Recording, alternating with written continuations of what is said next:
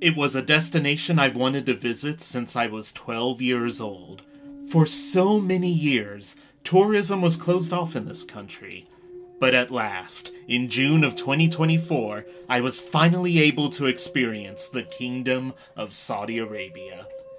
Visiting the country more than lived up to my expectations. Nearly all of our Western stereotypes are wrong.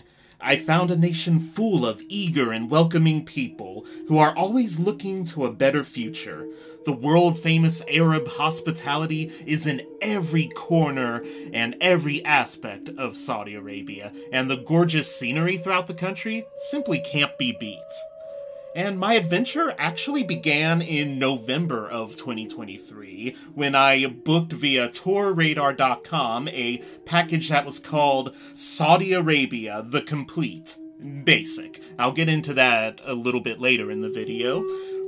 And this was operated by Kurban Tours, an official operating partner of Greyline UAE and Oman Tours, and they did a really solid job. Naveed, my main tour guide, did a really solid job. All of our day guides through each of the cities that we had. Through each of the cities, we had a different individual guide for each of those particular locations, and they did extremely well explaining each of those locations. Overall, this is a very good tour package to book. I was definitely impressed with all of the services and amenities. There are, of course, a few criticisms here and there that we'll get into in a little bit, but overall, I can't recommend this tour package enough. Another thing that I should clear up is my experience with Saudia Airlines.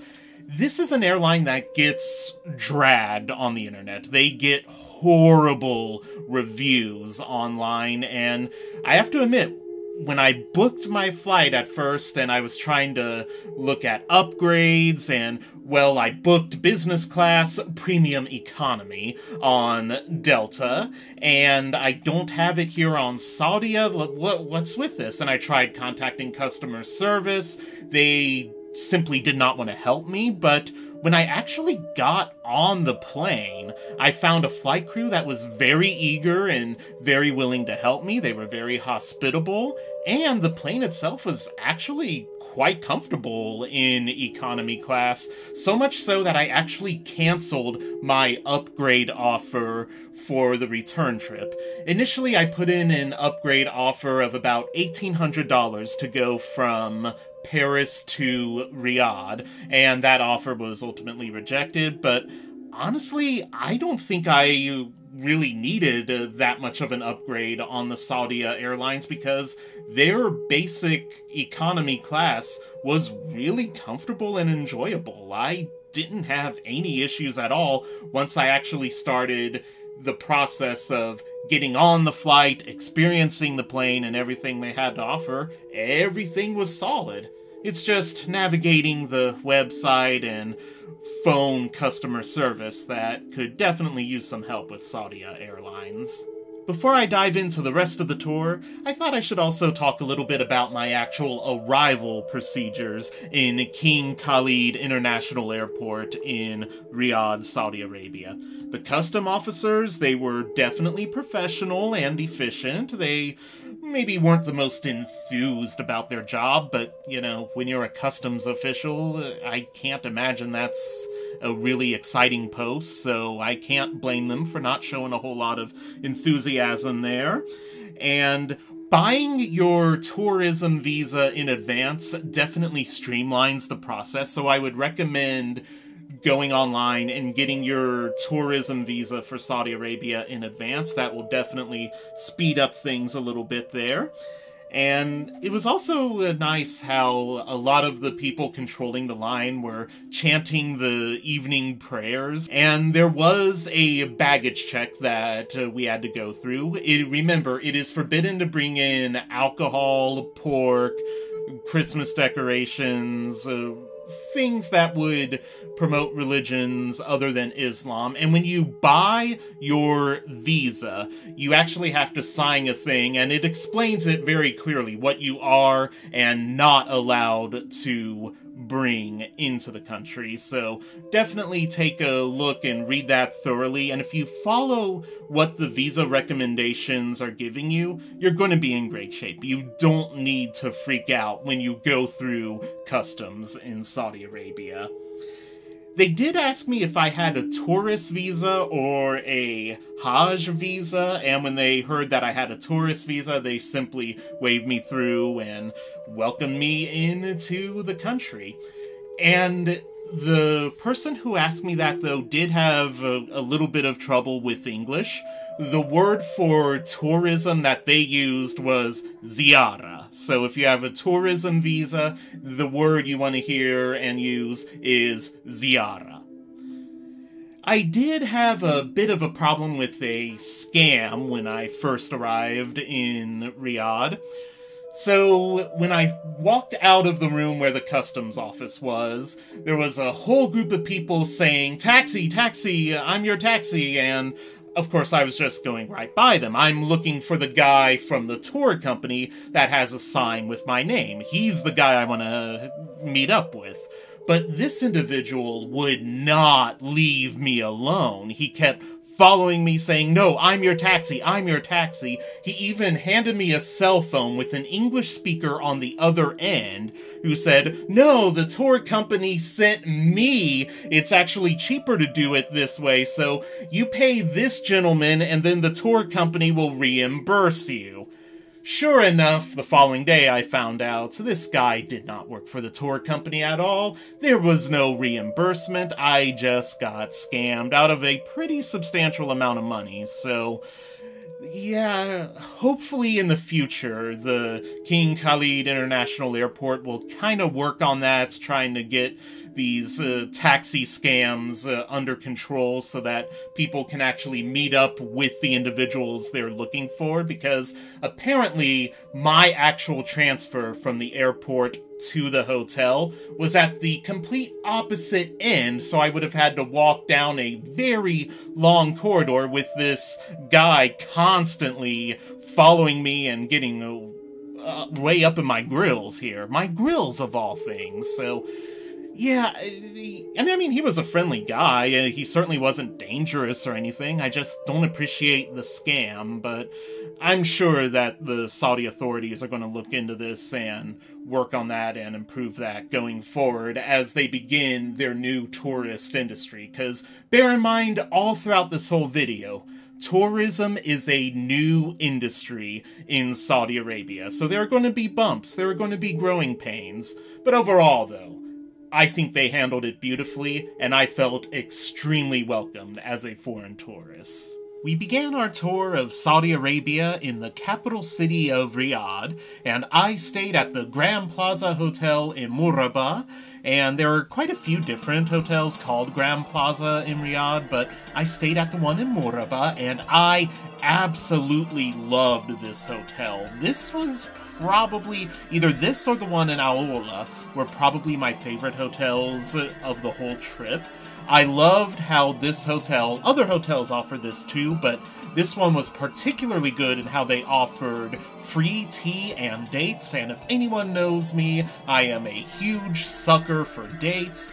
And they also provided fresh iced tea and water that you can drink. It's typically not recommended to drink the tap water in Saudi Arabia, so a lot of hotels are good about providing bottled water or resources that you could use to fill up a water bottle.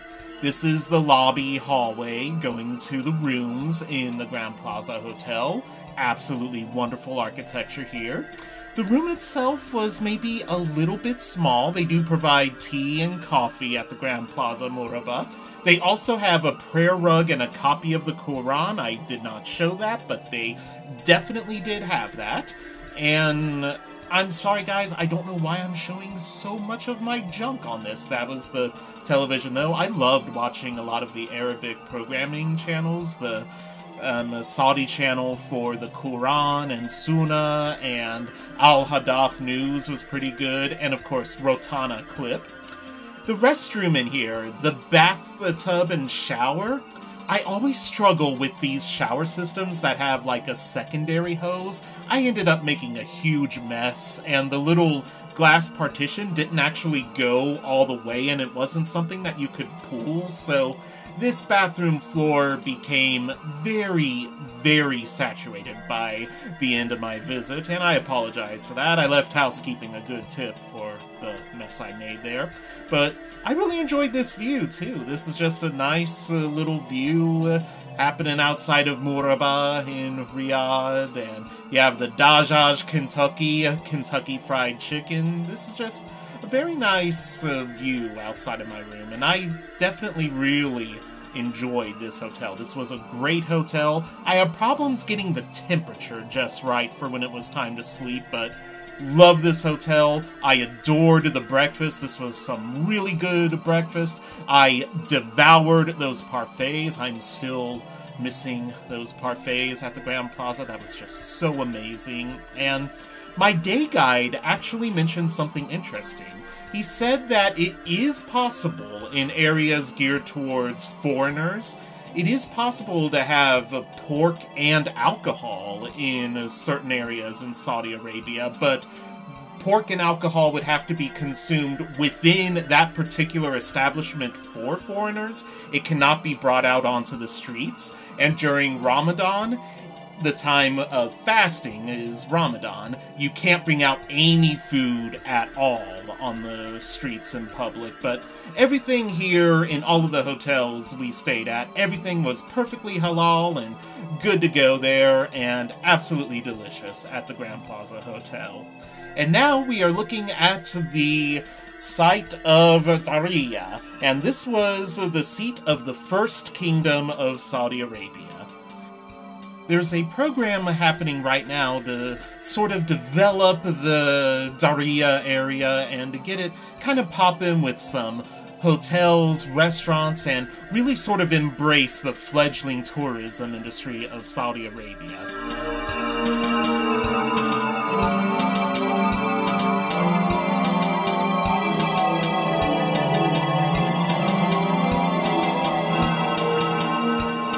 The area you're looking at here of Dariyah was mostly for the highly influential and wealthy people. These were the folks who, back in the day, had a lot of money. And we're right on an oasis here. Remember, Saudi Arabia does not have any rivers flowing through it, so where you have water, you have life, and a lot of the water in Saudi Arabia comes through oasis. And of course, you gotta love the carousel here, and you can definitely ride a camel on your carousel. That is just really cool.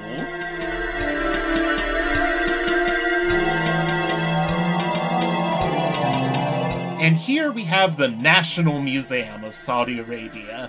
The time range for the National Museum of Saudi Arabia? Oh, about the beginning of all of creation, and it goes through the early stages, Paleolithic era, through the different kingdoms of Saudi Arabia. Currently, Saudi Arabia is on the third kingdom. And of course, there is an extensive section on the realization of Islam. And the National Museum of Saudi Arabia is really great about having programs for families and children. This is a must-visit if you are bringing families, your kids, and small children to Saudi Arabia. This is a must-see for families. I was really impressed with their educational and community outreach in this museum.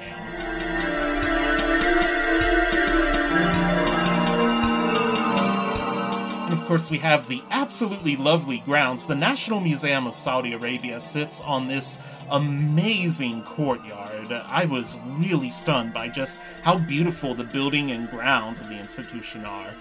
And these are the cars belonging to the first king of Saudi Arabia, King Abdulaziz. So the man had some good taste there. And then we had a wonderful lunch at the Najd Village restaurant. Saudi Arabian restaurants usually feature booths where you have to take off your shoes and recline, and I didn't recline too much because I would make a mess, and the actual food was really good, chicken and rice, and a nice vegetable mix with pita bread. You can't go wrong with that. Very good food at the Naj Village restaurant. They had nice cooling fans to keep the 117-degree Fahrenheit heat off of us, and it was just a really good experience. And here we have the Kingdom Center. This is one of the things I was really looking forward to visiting ever since I was a small child. Completed in 2001, it has a shopping mall and an observation deck, and it's nice to see just a popping shopping mall. We don't really have that so much anymore in the United States. I mean, it's very popular for the air conditioning, no doubt, but the observation deck, the fee was 69 Riyals, and absolutely worth it. This is the view I have been dreaming about seeing my entire life, and it did not disappoint. So, enjoy the interlude, guys.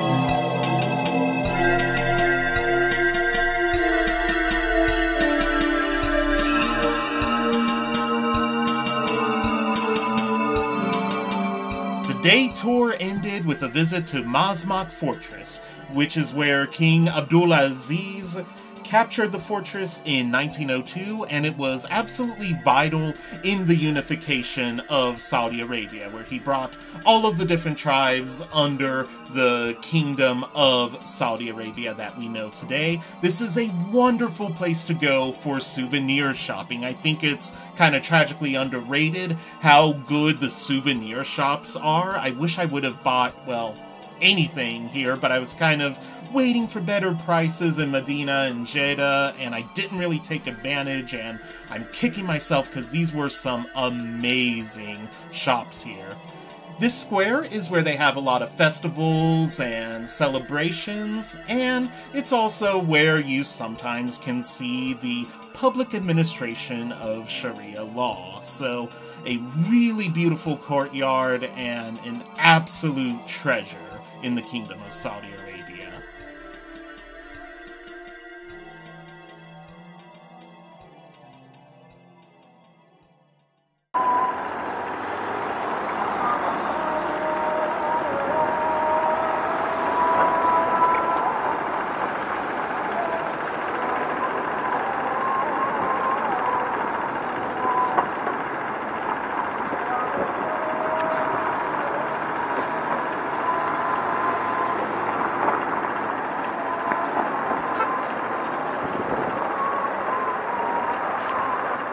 I concluded my evening stroll in Riyadh with a visit to Mama Bun's Cafe. Mama Bun's is a Malaysian company that basically specializes in a lot of Starbucks kind of style cafes. I'm enjoying a blue mojito, which is a lot of blue and a lot of mint and a lot of goodness, and a perfect way to end my night in Riyadh.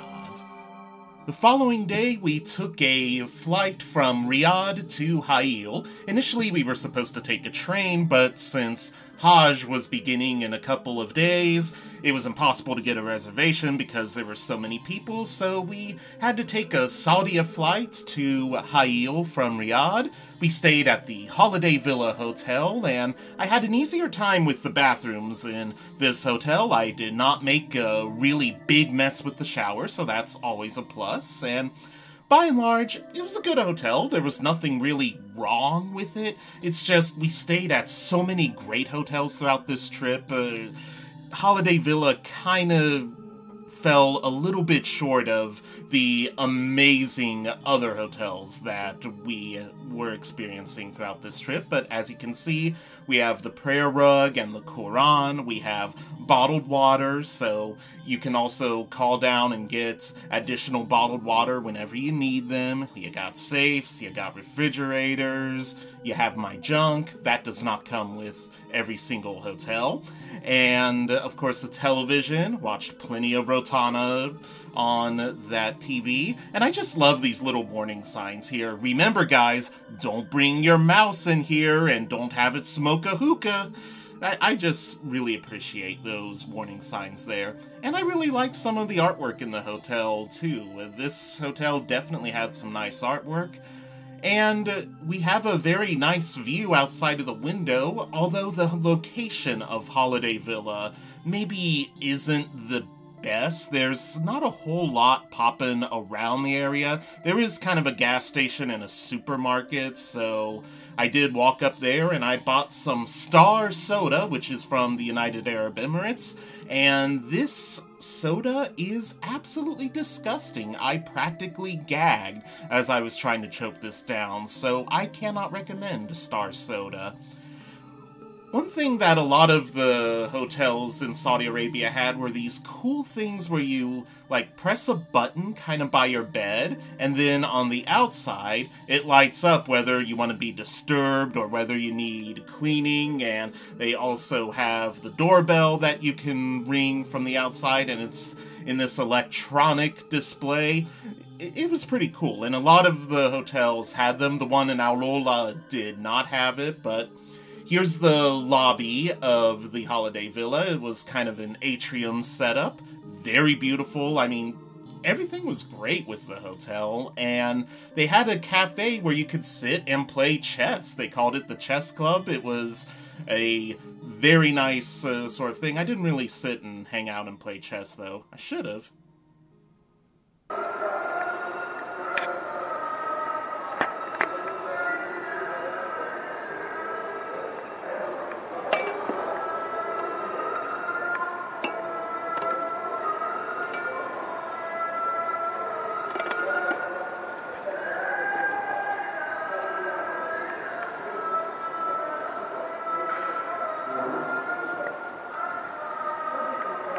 And they would kind of play that throughout the whole day in the lobby of the Holiday Villa Hotel. This is the restaurant at the Holiday Villa, and we did kind of have an issue with checking into the restaurant here. The dinner was supposed to be included with our stay, and sure enough, we get to the restaurant, and they have absolutely no idea that we're coming. They tell us to go down to the front lobby desk. We tell them, and of course, they have no idea that we were supposed to have dinner included with our stay. Luckily, Naveed came and straightened everything out like a boss, so it was ultimately fine, but again, that's kind of one of those tourist hiccups that are developing with the new industry here in Saudi Arabia. But now we are looking at the Arif Fortress in Ha'il, and the Arif Fortress was built over 200 years ago, and the primary purpose of this fortress was to protect the town from opposing warring tribes, and later on in its history, the invading Ottoman Turkish forces.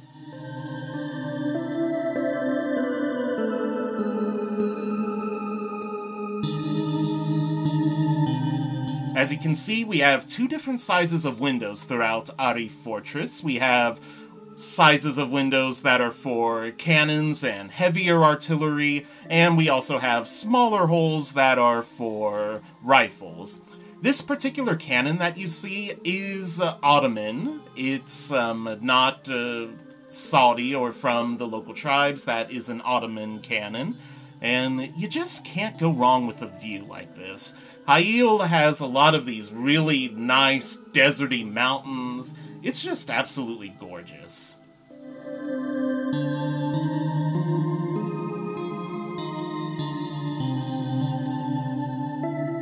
So you can see some graffiti and etchings here, but the government stepped in and protected this site, so you ain't allowed to do that anymore. You were never allowed to in the past either, but it's definitely more protected than it was back in the day.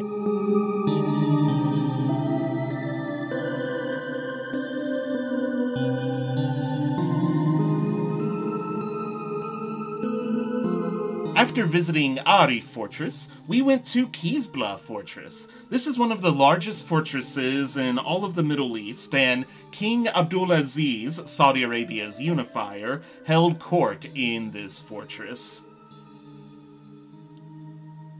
As we can see, we got a lot of really great architecture here. I absolutely love mud brick. Man, I just love how mud brick looks, and you compare it with these white columns. It's absolutely wonderful. I have no idea what the significance of that truck is, but okay, sure, it's pretty cool.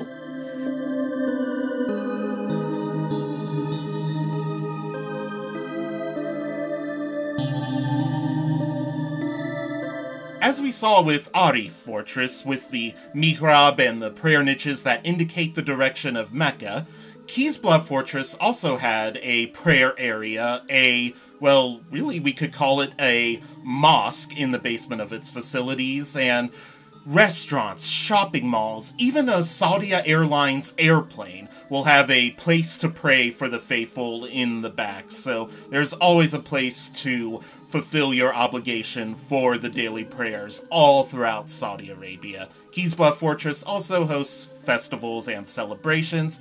After Kizbla, we went to the date market. I love dates. I bought so many containers of these cookies for my family and friends. They were an absolute hit. They are totally delicious. I love dates. I just hope now that I can land a date with an actual human female. And then after the date market, we went to the women's market, which, as the name suggests, is filled with shops run by women. They sold great and useful things, but nothing that I, as a foreign tourist, actually really needed, so hopefully that could be something that develops in the future as well, because handmade from local women in Saudi Arabia, they would make a killing if they market that sort of thing. And here's some scenery in the Ha'il region. Absolutely gorgeous, wonderful scenery. And again, we have cars parked interestingly. Okay, I'm a fan of some modernist sculpture there.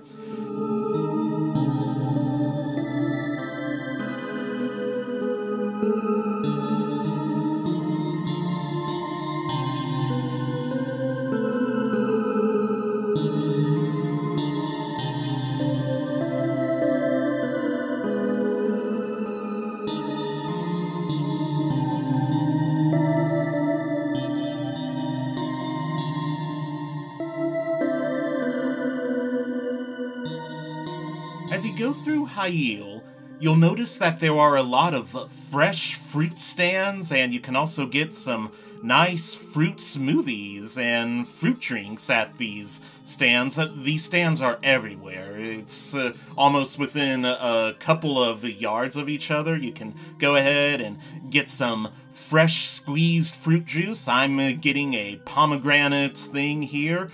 Guys, it does not get any more fresh than this. It literally went from pomegranates to squeezer to cup and into my hand.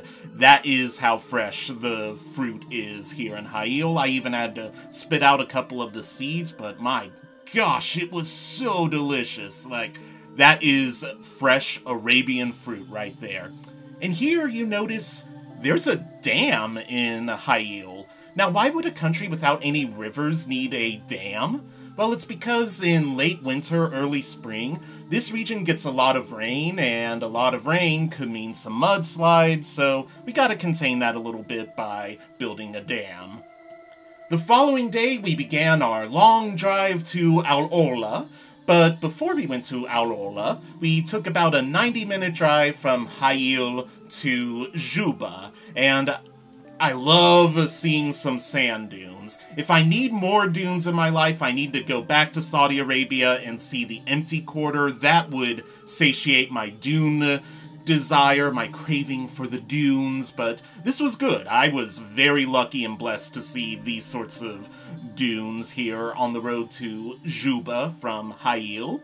And at Jubba, we were experiencing some Paleolithic rock carvings in this nice little park here.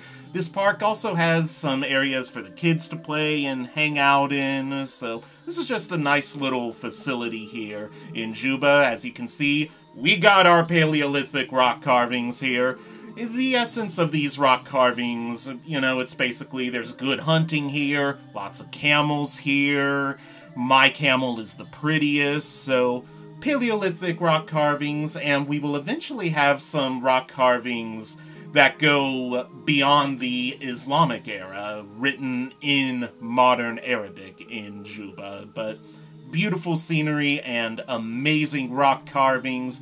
Watch out for these thorny bushes. Do not brush up against thorny bushes because the thorns will very subtly get caught in your clothing. You will try to sit down and it will be ridiculously painful, so do not brush up against desert thorn bushes or any sort of desert foliage. It is extremely painful and you won't know you've been attacked until it gotcha.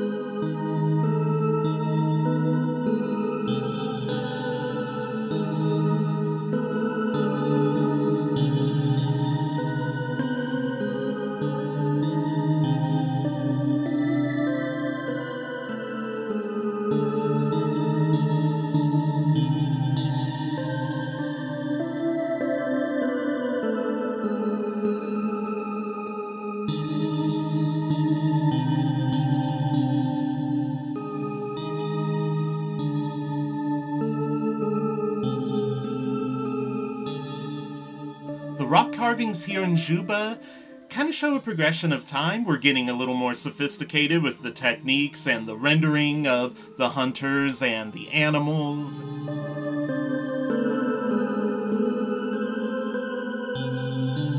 And over here we can actually see some writing. We're out of prehistory now because we have a written alphabet here. So we're out of prehistory. And some of the camels here, you may have noticed that the hair is kind of sticking up.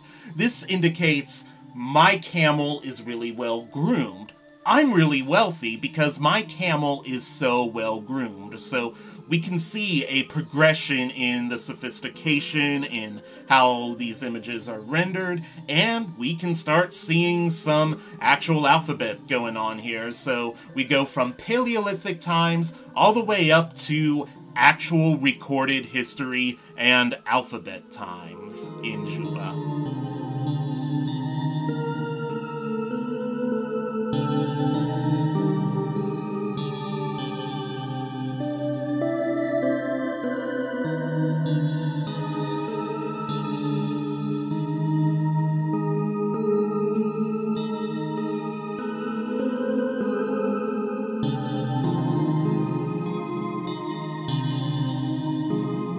And some of the Arabic you see is actually graffiti, and the government came in and protected this site, making it very forbidden to do graffiti, but yeah, that's kind of etched in there forever. Out here along the side here, you see those tiny little white stones? Those would be human bones.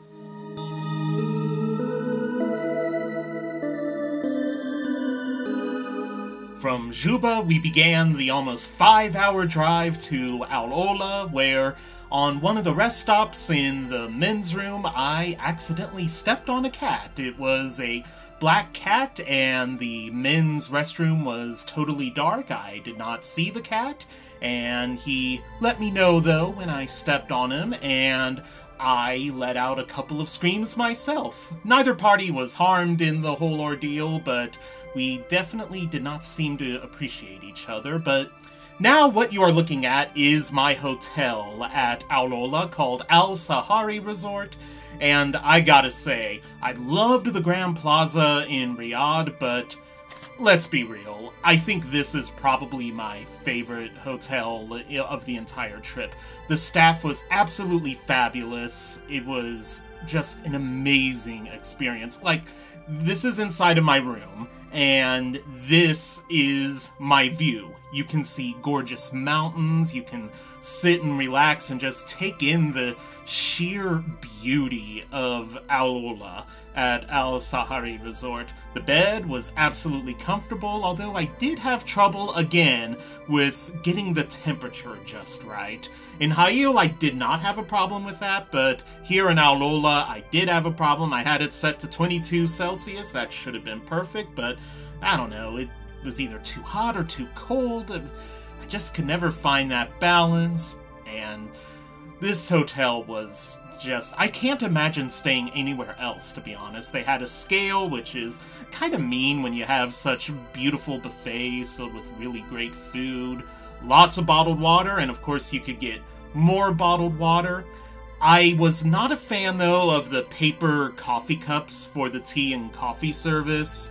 Those really weren't all that sturdy. It's kind of like what they gave you in drive-in movie theaters back in the 1950s and 60s, so I wasn't too wild about that. In the drawer, we have the prayer rug, but we did not have a copy of the Quran, so I guess somebody might have thought, let me take this, they're giving it to us, and, well, they probably need it, so God bless them. And the television got satellite channels, so I was watching a lot of Sudanese television, and it was mostly army guys talking about how great the army is, so pray for Sudan. They are going through a very rough time right now, so just keep Sudan in your thoughts and prayers. And the shower did not make a mess in the shower, so Al Sahari Resort, the room was absolutely amazing. I really loved the staff. The staff was really great, except for the girl who checked me out, who did not speak to me, and they actually sent me a thing on WhatsApp asking how my stay was. I said it was great, except for the girl who did not speak to me when I checked out, and they mentioned that they were going to bring that up with her. I didn't really want to get anyone in trouble, but also, if you didn't want to get in trouble, you should do your job, and part of your job is talking to the guests if you're a receptionist, but I can't imagine staying anywhere else in Al Ola. With Korban Tours, you can do the basic package or the deluxe package, and the deluxe package is 5-star accommodations, and the regular package is 3 or 4-star accommodations, but I can't imagine staying anywhere else in Al Sahari Resort. What you're looking at right now is the hotel's desert trail. Yes, they have a desert trail, and that is just the perfect fit for me. If there's a desert trail, I'm going to wander down it. It was so cool, and you could definitely hear an echo live and in person. You're not hearing the echo now because it did not come through in the recording whatsoever, but there was definitely an echo where I echoed, like, comment, subscribe. But Al Sahari Resort, absolutely amazing. It does seem like they're going through quite a bit of construction and renovation at Al Sahari Resort, so you may have noticed, why were there so many, like, chairs and stuff just kind of scattered about haphazardly? They're under quite a bit of renovation. Remember, tourism is new in Saudi Arabia, and Al Ola is kind of positioning itself to be the tourism hotspot, so in a few years, I think Al Sahari Resort is going to blow everyone away. It's going to be the name on everybody's lips when it comes to Mid-Eastern travel. For me, it is a must-stay. And as you can see at the way tippy point of the mountain there, they had a security camera, so when you're wandering the desert trail, they are keeping tabs on you, so your safety is #1 of importance in Al Sahari Resort. This is the restaurant, a wonderful banquet hall with very good food for dinner. I was impressed with the dinner food, less impressed with the breakfast food, really great service, but there was something kind of weird about this. The first night for dinner, there were maybe 2 other people eating in this huge banquet hall. On the second night for dinner, I was the only one eating in this massive reception hall. It was definitely freaky, but the food for dinner was really good. I wasn't really impressed with the breakfast offering, but the dinner offering, this was some very good food. They had potatoes, some grilled chicken, some grilled fish. Those taters and gravy, I shudder to think of all of the weight I put on during this trip, but they really hooked us up for dinner time. The pasta I didn't try because it really did not look good, and I think it had beef, and when I go abroad, I'll sometimes do white meat, chicken, and fish, but I try to stay away from red meat whenever possible. And these desserts, baklava and little chocolate puddings, so good, so amazing. And here are some of the breakfast offerings. I like my eggs. Eggs are great, but I wasn't as wild about what the hotel had for breakfast. But overall, I can't recommend Al Sahari Resort enough in Al Ola. It was so amazing. The Sudanese television, all of the offerings, it was so great. And we began our actual day in Al Ola in the morning in the ancient city of Dadan. And of course you gotta fist bump the ancient deity there. And I gotta say, I absolutely loved Al Dadan. It was very, very amazing. The staff, absolutely incredible.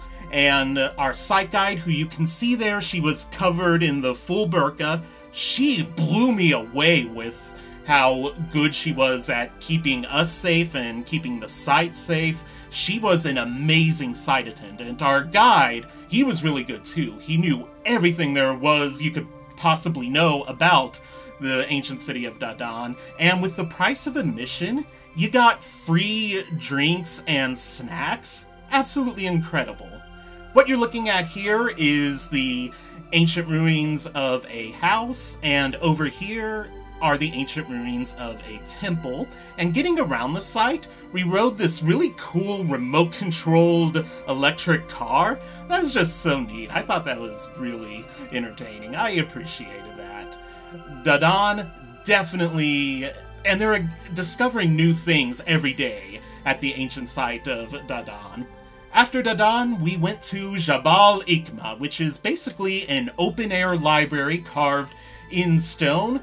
We got Paleolithic rock carvings, we have Hellenistic Greek writings carved in these stones, and we have some modern Islamic Arabic writing carved in these stones. Yep, you can see my camel was here, and he is amazing. These are some great camels. Further above, we have some temples and tombs, but those are kind of like way at the top of the mountain, and this is a really interesting site where all of the different cultures kind of came together. Al Ola was kind of situated at a pretty important trade route, so you have all sorts of different cultures coming together, and this is where a lot of people would stop and rest, and this, I guess you could kind of call Jabal Ikma maybe the ancient Twitter, finding what's good with the hunt and the current events of the time. So definitely, Jabal Ikma, very great. We had the same guide and site attendant for Jabal Ikma and for Dadan. The site attendant, she was absolutely amazing. The guide, he was great too, but I was just blown away by how amazing and how friendly the site attendant was. After the ruins of Jabal Ikma and Dadan, we got to experience some of the old town of Aurora. This is the old city of Aurora, where they are working on renovating it and developing it, kind of modernizing it, maybe get some shops and hotels in there. Again, they really want Aurora to be the epicenter of Saudi Arabia's new tourism industry, and the steps over here are very old. I believe they are about 2,600 years old, so definitely something special there. And a lot of these homes were built maybe about 1,000 years ago, so we are definitely looking at some history here, and the city of Aurora is trying to develop these properties into something a little more modern while still respecting the amazing heritage of the town.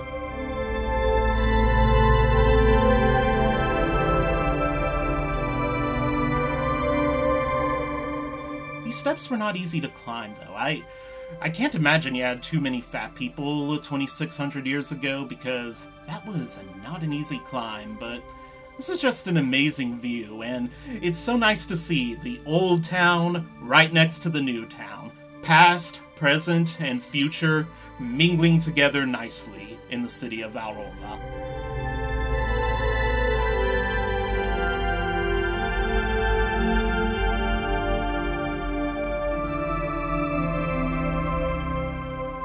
And for lunchtime, we stopped at Kudu. Kudu is a Saudi Arabian fast food chain, kind of similar to Burger King, but a million times better. I really enjoyed Kudu. I ate a veggie sandwich and fries. It's mostly a Pepsi restaurant. Pepsi seems to have a little more of a presence than Coca-Cola does throughout Saudi Arabia. I really wanted to try this drink here, but they were out of it, which was kind of a bummer, but it looked really good. And yes, you've heard some restaurants have bachelor and family sections. Kudu is one of those restaurants that have a bachelor and a family section. There's a door for the family section, no door for the bachelor section, but don't worry, I found my way to the bachelor section there.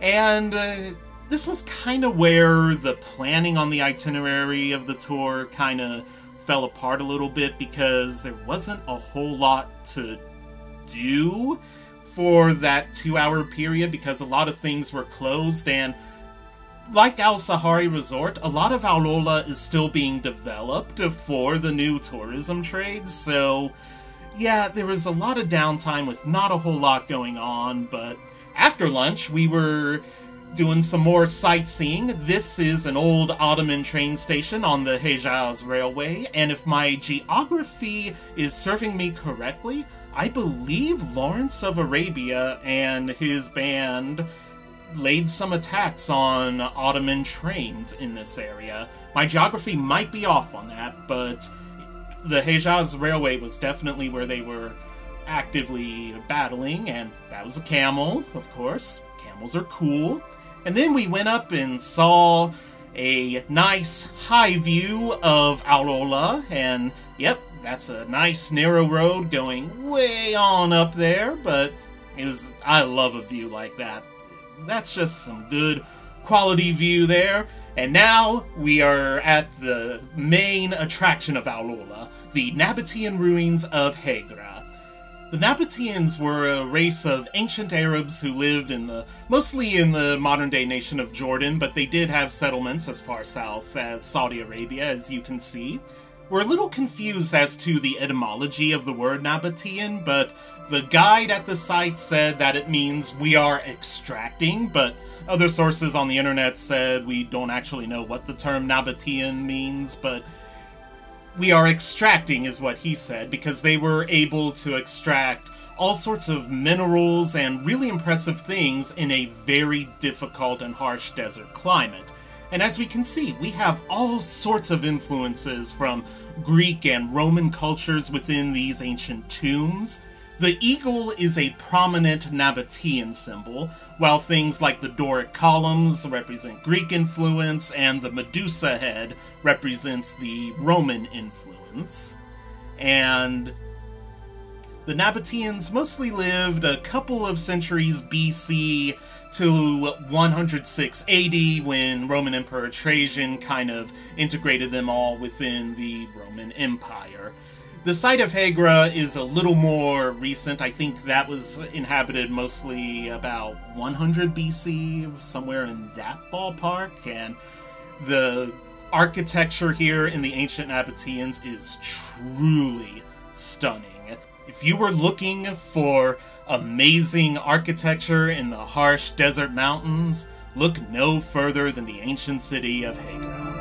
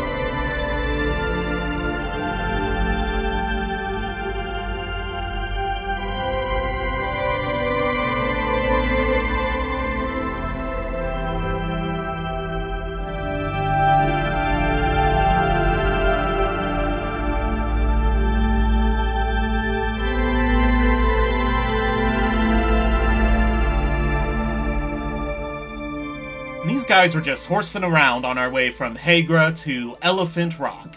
If you look at images on the internet of Aurora, you'll see Elephant Rock prominently featured. Elephant Rock is one of Aurora's most famous natural formations, and the city of Aurora did a wonderful job of kind of developing it and making it a happening place. It felt like a nice little festival almost in the actual grounds once we went through the little elephant gate there and saw what was poppin'.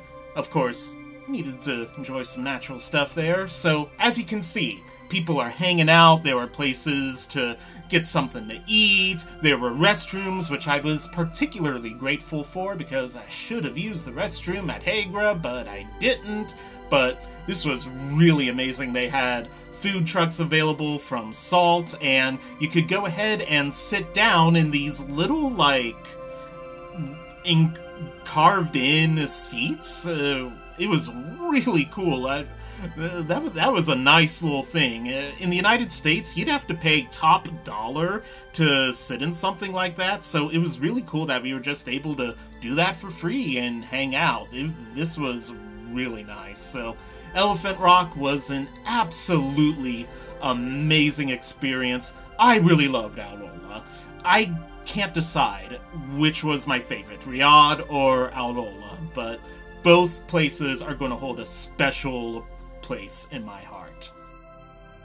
The following day, we began our about a 4-hour drive from Aurora to Madinah, and along the way, we found one of the most complete Ottoman Turkish train stations along the Hejaz Railway, so that was definitely impressive to see. And again, I think, if my geography is not mistaken, that Lawrence of Arabia and his band did some raids and battles, and they like to blow up a lot of trains, and I think some trains might have been blown up along this route right here that you're seeing.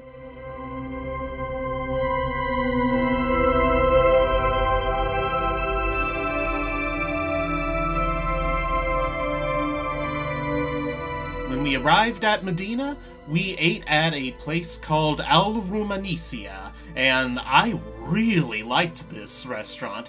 I especially love that vegetable mix that you saw there, dipping that in the pita bread. Oh my gosh, that vegetable mix was next level, and the juice was really good. I really enjoyed Al Rumanisia restaurant.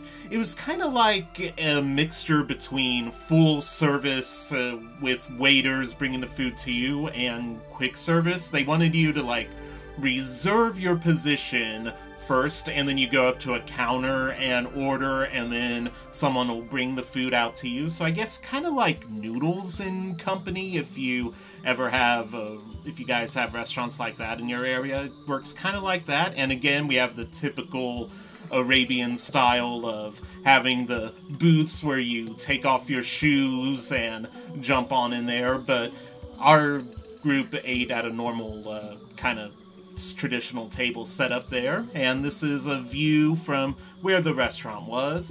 It was fine. An okay enough view, but nothing really spectacular. You're going to see a spectacular view in a little bit here.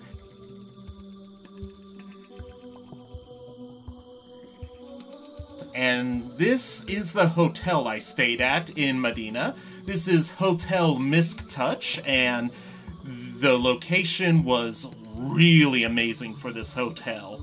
It was a tiny hotel, though. Absolutely tiny. As you can see, there is not a lot of room in this bathroom. I did not make that big of a mess in the shower, though, but tiny. Tiny is the word for a Hotel Misk Touch. It was nice, it was very comfortable, and the staff was absolutely friendly. The staff was fantastic at this hotel. When I arrived, they actually had the channel for the Quran playing, so that was definitely nice.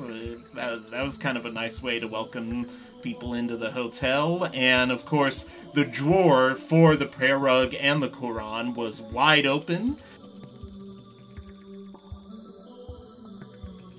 Of course, the crowning achievement for my hotel room in Hotel Misk Touch in Medina is this incredible view of the Prophet's Mosque. Yes, this is legitimately the view that I had outside of my window. The green dome indicates the tomb of the Prophet Muhammad, peace be upon him. You don't get views like this. This is just... I was blown away by how amazing this view was, and I am willing to overlook how small the hotel was for this amazing view. When I got down to the lobby, I realized, yes, this is definitely a small hotel, and the Hajj was getting ready to begin in a few days, and while Medina is not an official stop on the Hajj, it's kind of expected that you would go to Medina either before or after your official completion of the Hajj.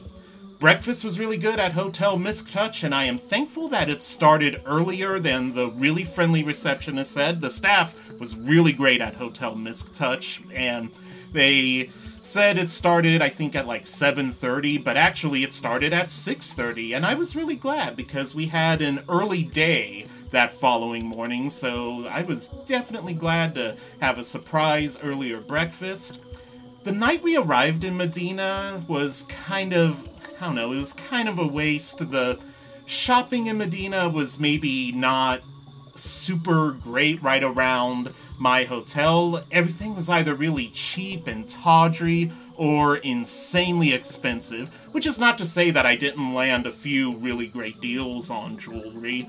And Medina was the one part in Saudi Arabia where I felt kind of uneasy here and there because there were lots of gangs of kids kind of coming up to me.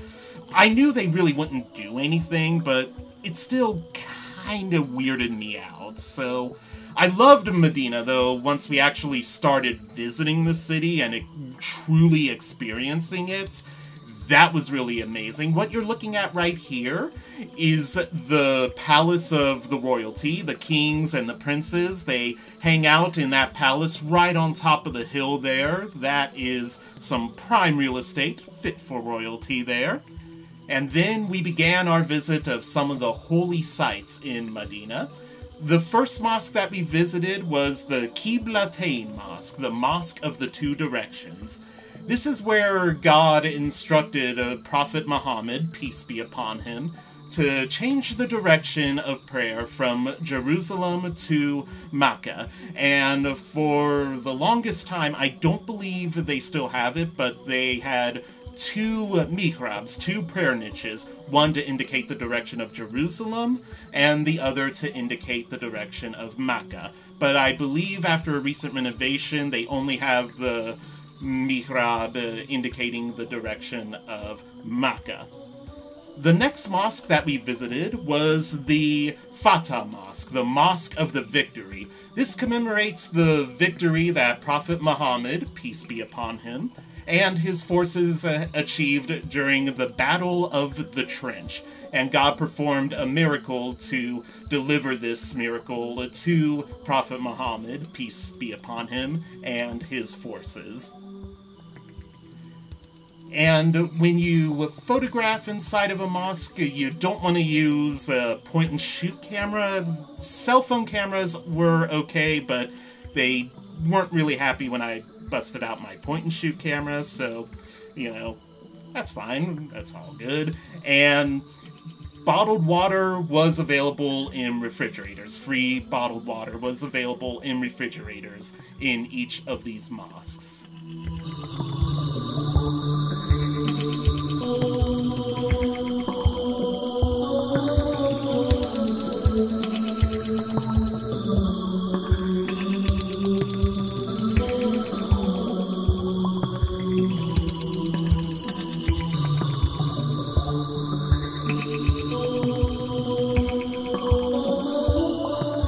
The next mosque we visited was the Uhud Mountain Mosque, located at the base of Uhud Mountain, and this is where the Battle of Uhud Mountain occurred. And again, you had a lot of kids kind of hanging out at the plaza, which kind of made me uneasy, but ultimately, I am very safe in Saudi Arabia. Through the gate here, you can see the graves of the Uhud Mountain martyrs, and the grave of the uncle of Prophet Muhammad. May God be pleased with them, and may peace be upon all of them. When I look at these amazing holy sites, really the only thing I can think about and say is that God is the greatest, and may all praise and thanks be to God.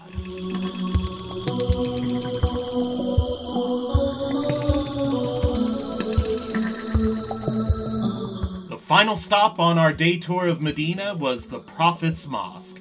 I am not allowed in the Prophet's Mosque itself, but I was allowed to visit the museum that described the architecture and the expansion of the mosque over the years, and it is an amazingly curated exhibition. And the staff was absolutely friendly.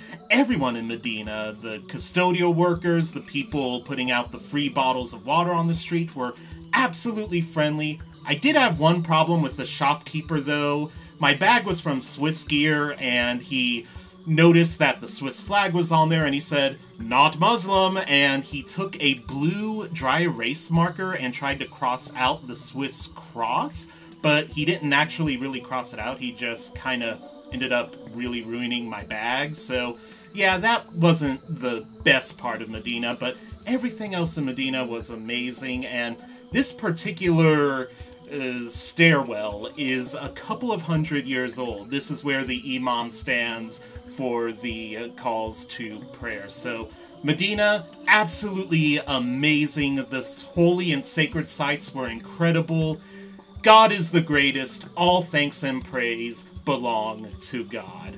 And once we had our morning tour of Medina, we were back on the road for another 4-hour drive to Jeddah.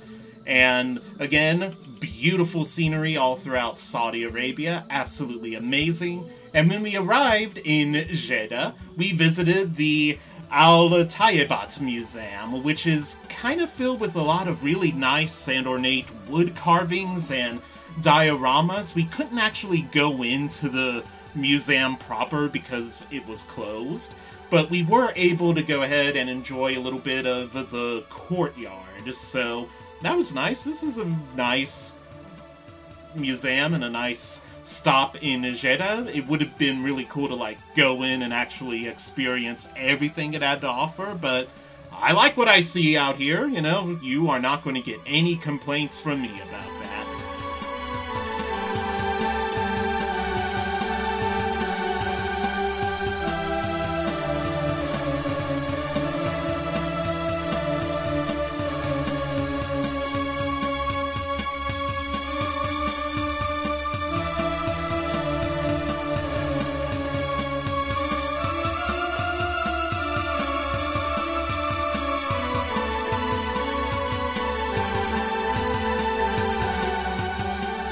We then visited the House of Islamic Art in the Jeddah Park Mall. The House of Islamic Art is a museum that features Islamic artwork through all of the centuries, and it really does include everything. It is a really impressively curated exhibit hall and museum. It is absolutely stunning. They really do have everything, and I just love how the Saudi people, they never do anything half-heartedly. They always put forth the best effort and the best quality and care in every single thing that they do. So that definitely is showcased throughout every corner of Saudi Arabia. They do everything with the utmost care and attention to detail.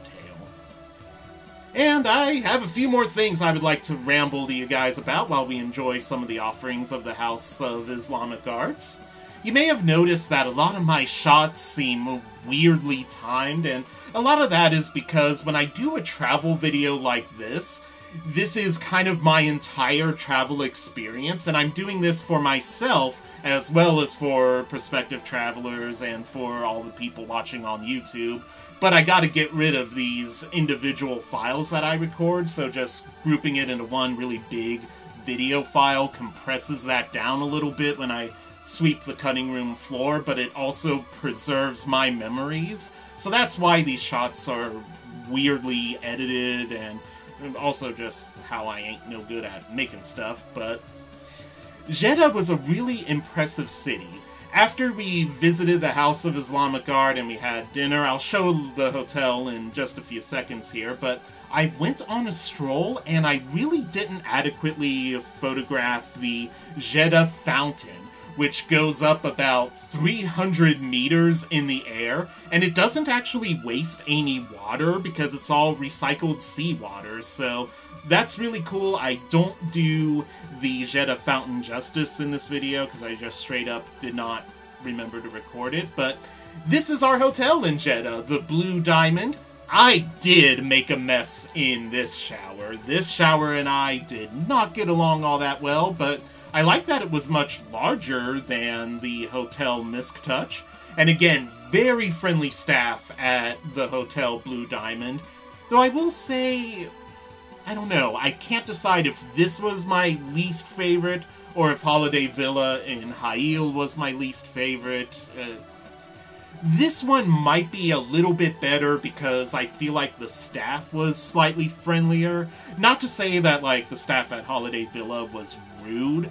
It's just, you know, this hotel, the Blue Diamond in Jeddah, might have edged them out, but what I just did right there on the keypad, it opened the curtains. They had a little, everything was kind of controlled electronically, the lights, it was all controlled by a keypad, so I thought that was pretty cool. And the lobby was really nice. There was a 24-hour coffee shop, which was nice. I didn't actually end up using it. And up here is the restaurant, and when we checked out, they were wondering, oh, didn't you order a lunch? I did not order a lunch. I had a breakfast and a dinner. What you're looking at is dinner. This is a Greek salad and some bread. The food was okay at this hotel. It was fine, kind of on the lower end, maybe about as good as Holiday Villa. This is penne arrabbiata. You can always tell a chef's skill by how good he can do penne arrabbiata, and he did it kind of okay. I've definitely had better, but the view outside of the balcony was really impressive on the hotel restaurant in the 6th floor. You can see the Jeddah fountain just above that searchlight, that weird-looking cloud. That's the Jeddah fountain gushing up 300 meters in the air. So I didn't really do a good job recording the Jeddah fountain. That's kind of the best you're going to get in this video, so I apologize for that. But yeah, when I did my evening stroll, I should have went up there and really done that justice. But yeah, well, what can you do? And this was the hotel's breakfast offerings. Yeah, again, very good breakfast, and when I checked out, they were like, oh yeah, you ate lunch here as well, and I did not eat lunch, and it's kind of interesting, though, because I had to get to the airport to catch my flight to come home, and the receptionist was very friendly, but it was kind of like, okay, I kind of need to move a little bit here. But again, Naveed, our main tour guide, stepped in, saved the day like a boss, so we are all good. Our final day in Saudi Arabia was a tour of Jeddah. We started off with an outside photo op of the Jeddah Superdome, and then we went over to the King Abdullah Sports City for an outside photo op there. Jeddah is kind of positioning itself to be the sports hub of the Middle East. There are plans to host the World Cup in Jeddah in a couple of years.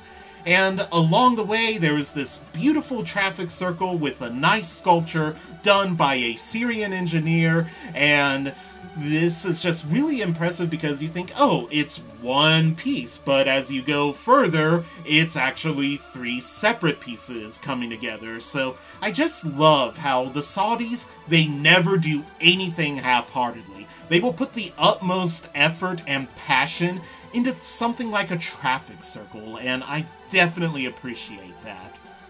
What you're looking at right here is an area along the Red Sea. We got areas for kids to hang out and play in this little beach here. And you just enjoy the wonderful scenery of the Red Sea. The Red Sea does make Jeddah quite a bit humid. So you have the 117-degree days plus humidity, so Jeddah got a little bit uncomfortable. I was able to handle the 117-degree days throughout much of the country, but Jeddah got weird. But just remember, guys, it's mandatory to respect the beach uniform. I wish I looked half as manly as that guy in that photo there. And over here we have the Jeddah Globe. I did not get a photo of it lit up at night, but it does light up at night, and it is really impressive. And along here, we have the Yacht Club Promenade. The Yacht Club features, as you can guess, lots of yachts, lots of high-end shopping and restaurants, and just a nice vibe where you can go, hang out, and do some yachting.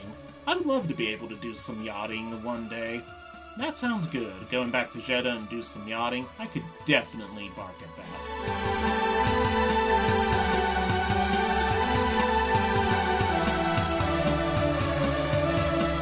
Along the promenade of the Yacht Club, we have the floating mosque, which was completed in the 1980s. This is definitely an interesting architectural marvel here because it is indeed a floating mosque. It's right there on the sea there. And we have this amazing statue of an eagle on the promenade, kind of by the floating mosque. Just really, a really wonderful area, the promenade along the Yacht Club, and a really amazing mosque. Again, God is the greatest. All thanks and praise be to God.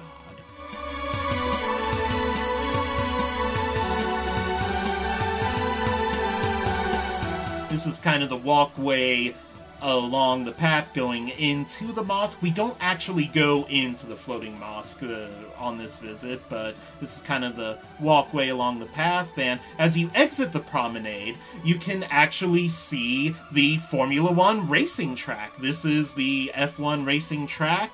I myself am built for feed, not for speed, so I'm not the biggest racing fan out there, but the F1 racing is definitely located in Jeddah, and you just have more really amazing scenery along the promenade of the yacht club, and lots of just really great sculptures. Again, they never do anything half-heartedly in Saudi Arabia, and I had trouble reading that it actually said overdose, and this is just, look how clean and beautiful that water is.